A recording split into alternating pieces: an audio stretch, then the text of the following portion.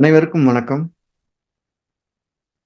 மாதாபிதா குரு தெய்வங்களை வணங்கி எம்பெருமான் ஸ்ரீ உச்சிஷ்ட மகாகணனையும் வணங்கி அவர்கள் அனைவருக்கும் நீண்ட ஆயுளையும் நிறைந்த செல்வத்தையும் உயர்ந்த புகழையும் மெய்ஞானத்தையும் பேரறிவையும் பிரபஞ்ச ஞானத்தையும் பெருமையுடன் வழங்கட்டும். அனைவருக்கும் எனது மானசீகமான வாழ்த்துக்கள், மானசீகமான ஆசைகள்.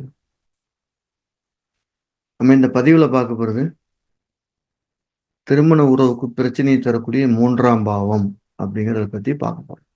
இந்த மூணாவது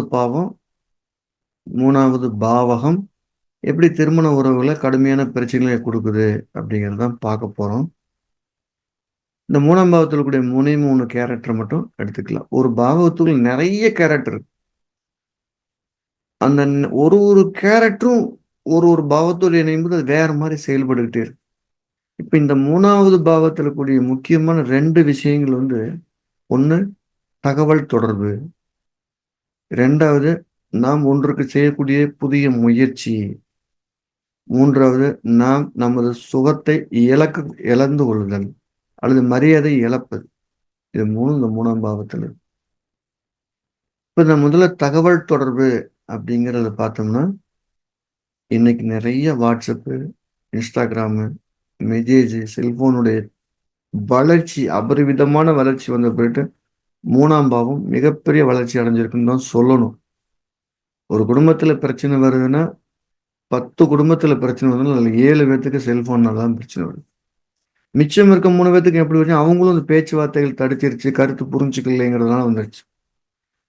அப்போ மூணாம் பாவம் ஒருத்தருக்கு சரியா அமையலைன்னா அந்த குடும்பத்துக்குள்ள தொடர்ந்து ஒரு நல்லிணக்கம் இருக்காது.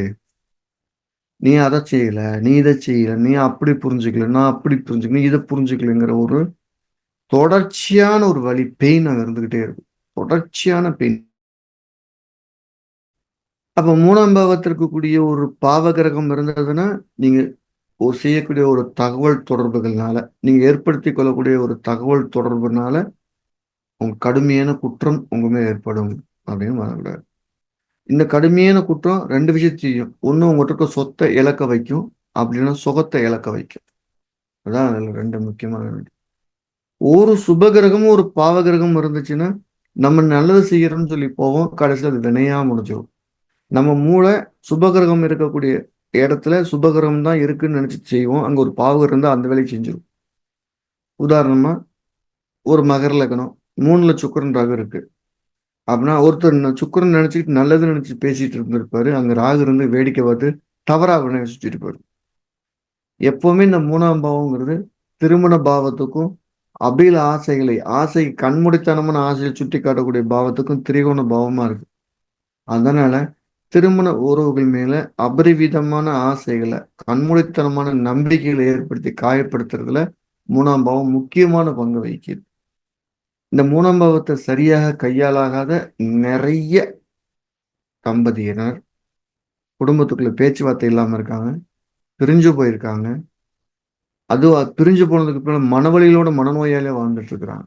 ஸோ அதனால நம்ம இந்த மூணாம் பாவத்தை கூடுதல் குடும்ப நல்லிணக்கத்துக்காக பார்த்துக் கொள்வது நல்லது. குடும்பத்துடைய அடுத்த கட்ட வளர்ச்சியை மூணாம் பாவத்தை சரியாகிறதும் செய்ய முடியும்.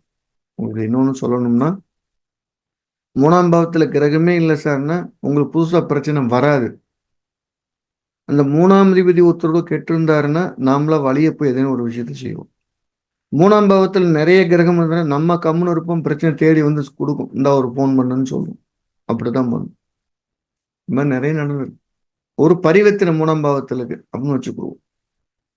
இன்னைக்கே எடுத்துக்கிறோம். ஒரு மகர லக்னம் 3ல இருக்கக்கூடிய சுக்கிரனும் 5ல இருக்கக்கூடிய குருவும் பரிவர்த்தனை ஆயிருக்காங்க. இது ஒரு ஜாதகம் பிறந்த ஜாதகமா வச்சுக்கிறோம். மீனத்துல சுக்கிரன், ரிஷபத்துல குரு, மீனத்துல ராகு இருக்கு அப்படி வச்சுக்கலாம். இது ஒரு மகர லக்ன ஜாதகம்.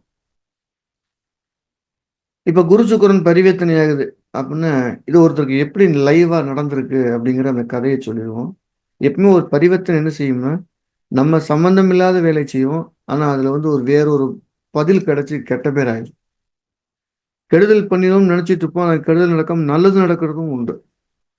ஒரு சின்ன புண்ணு இருக்கு, அதை கிள்ளி விடுறோம்னா அந்த புண்ணு அது குணமானாலும் ஆகும், அந்த விரல வெட்டி எடுக்கிறமானாலும் ஆகும். இந்த ரெண்டுமே அங்க இருக்கு பரிவர்த்தனையில.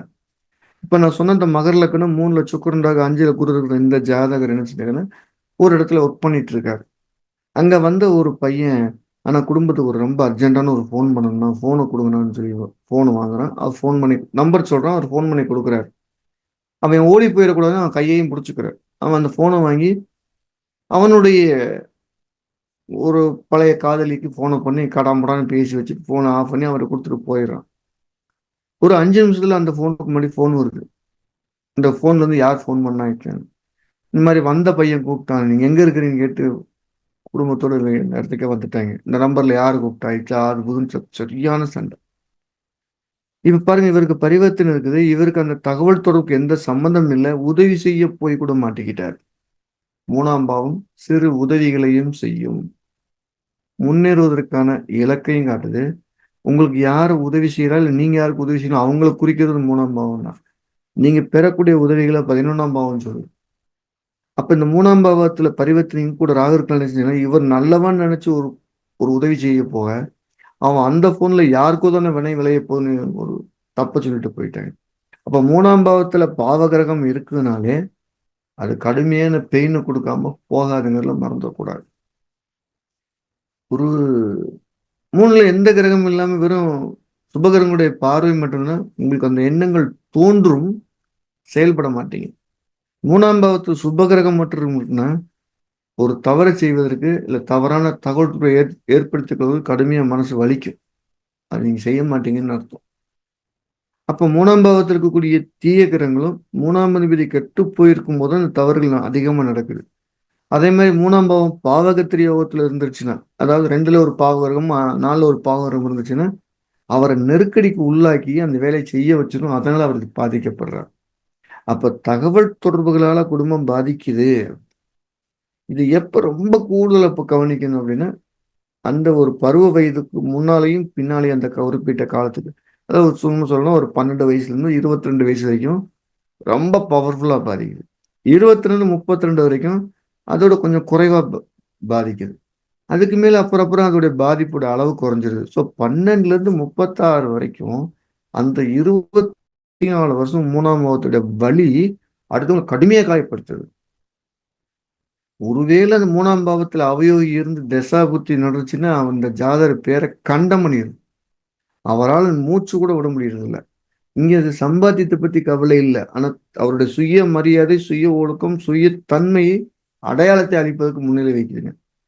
இதுல நல்லதே இல்லையா சார்ன்னா இருக்கு.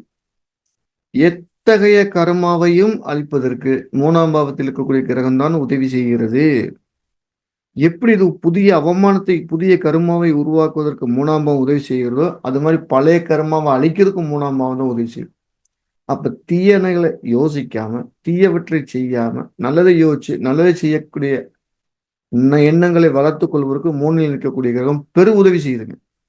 பெரு உதவி செய்யுது. 3ஆம் பாவத்திற்கு இன்னொரு முக்கியமான கண்டனம் என்ன, ஒரு சொத்து விற்பனையாகக்கூடிய தன்மையை 3ஆம் பாவம் தான் உறுதி செய்யுது.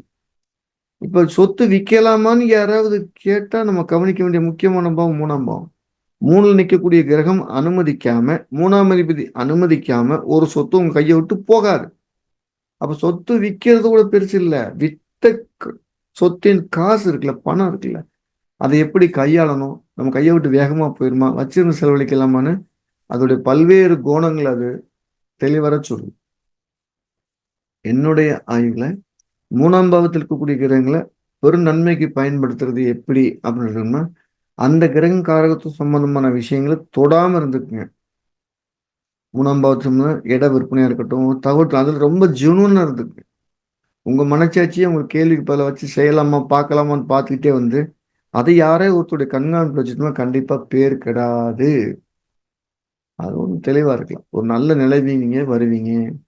அப்ப 3ஆம் பாவத்துல சரி செய்யக்கூடிய அதிகாரம் எந்த கிரகத்துக்கு இருக்கு? புதன்கிட்ட இருக்கு. கன்னிமார் தெய்வத்த கும்பிடலாம். மகாவிஷ்ணு அம்ச தெய்வங்கள கும்பிடலாம். மகாவிஷ்ணு அம்சம் உள்ள கணங்கள கும்பிடலாம்.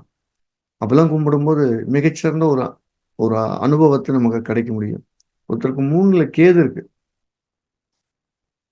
அவரு எப்பவுமே இந்த 3ல கேது இருக்குல்ல, கேதுவுடைய அம்சம் காற்று தத்துவ ராசியில இருக்கக்கூடிய அவர் வந்து ஒரு மேஷ லக்னம் 3ல கேது இருக்கு. காற்று தத்துவ ராசியில கேது இருக்கல, நான் அனுமனை கும்பிடுங்க அப்படின்னு சொல்லியிருந்தாங்க. எப்படி மகாபாரத போருக்கு தேர்ல இருந்து அனுமன் கொடியை கட்டிட்டு அர்ஜுனன் போனானோ, அது மாதிரி இந்த அனுமனை முன்னிலைப்படுத்தி நீங்க உங்களுடைய வாழ்க்கையை தொடங்குங்கன்னு சொல்லிடலாம். அதுக்கு முன்னால் அவர் என்னென்ன தகவல் சொல்லிலாம் அவர் பேர் கேட்டு அவருக்கு டீப்ரமோட் வந்தாரோ அதெல்லாம் படிப்படியாக குறைஞ்சு அவர் ஒரு தகவல் சொன்னால் பர்ஃபெக்டாக இருக்கும் அப்படிங்கிற ஒரு நேமே அது கொடுத்துச்சு அப்படின்னு சொன்னார். ஸோ மூளைக்கக்கூடிய கிரகம் பாவ கிரகமாக இருந்தாலும் கூட அந்த கிரகத்தின் காரத்துவம் சார்ந்து செயல்படும் போது மேலும் நம்மள அது மேம்படுத்தி நல்ல உயரத்தை கொண்டு வருங்களே எந்த மாற்று கருத்தும் இல்லை.